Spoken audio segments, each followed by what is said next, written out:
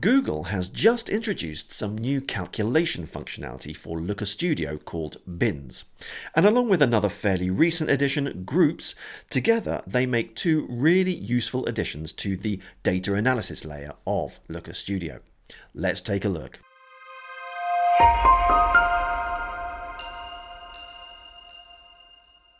Hello and welcome to Learn BI Online with me, Adam Finer, helping you do more with data.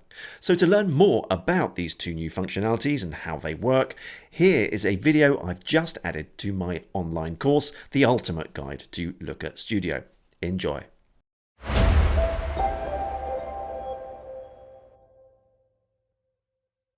Bins and groups can be found when you click on the Add Field button here below the fields list. Basically, both functionalities are used to group values together. Bins group numeric values and groups group text values. But it's not as straightforward as that, at least as far as bins are concerned. Because with bins, you can only group numeric values within dimensions, which means they are fairly limited in their use cases. I'm going to use the example that Google themselves uses in their documentation. I've created a fictional dataset using ChatGPT containing a year field and a number of films released in that year field. It's completely fictional data and only for demonstration purposes. So in this case, before bins, if I wanted to see the number of films released per decade, I would need to write a formula using case when or if then else logic and the between operator. Whereas now I can do this using the graphical interface. So when I select Add Bin, the first thing I need to do is to select a field to bin by. In our case, it's going to be the year field. I'm going to create a new field name. This is going to be decade. And here on the right, we can see the minimum value and the maximum value within our year field. In terms of the bin type, we've got equal sized or we've got custom sized. In our case, we want them equal sized, so every 10 years. But if you wanted a custom sized one, you can add different bin breakpoints. So like 1960, 1963, 1967, etc. You would add in the breakpoints yourself, but that's not what we want to do. So let's get rid of those. We're going to have our equal sized. The bin size is going to be 10 because it's going to be every 10 years for our decades.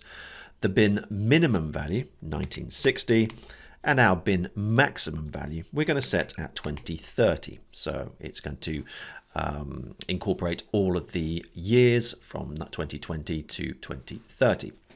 And we can also choose to bin any remaining values outside of the minimum and maximum values as separate bins. We don't have that issue with this data set, so I'm going to click Save and Finished. And we'll now have our decade field here. So I've got a table with year and number of films released, sorted ascending using the year field. And if I take the decade field and I put that in front of the year field, we can now see our 1960, 1970 bin. Let's take out the year field and just leave decade. And there we can see the combined grouped values for, in this case, 1960 to 1970, 1970 to 1980, etc., etc. So you get the idea. This is what bins are used for. But as I said, it's only used for dimensions that contain numeric values. Now, groups are far more useful.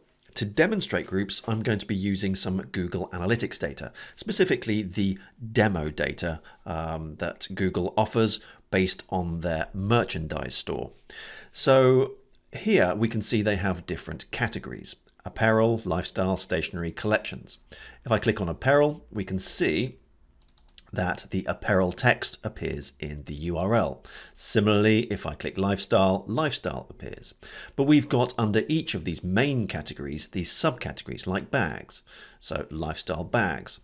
So if I wanted to group together all of these URLs under a specific category like apparel, lifestyle, stationery, etc., again, before groups, you would need to use the case when logic. But with this new groups functionality, it makes life a lot easier. I've actually gone ahead and created these groups already in a field called categories. So if I click the FX button, we can open up the definition for these groups.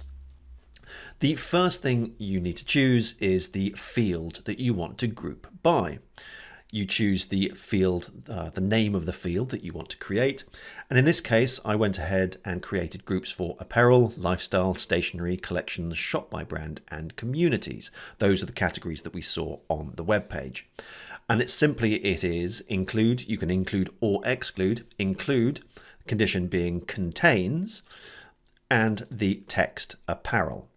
So I've done the same for lifestyle, contains stationery, collections, shop by brand, and communities.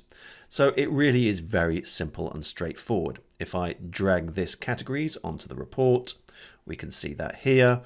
And if I put full URL in there as well underneath, we should be able to see, let's double click that.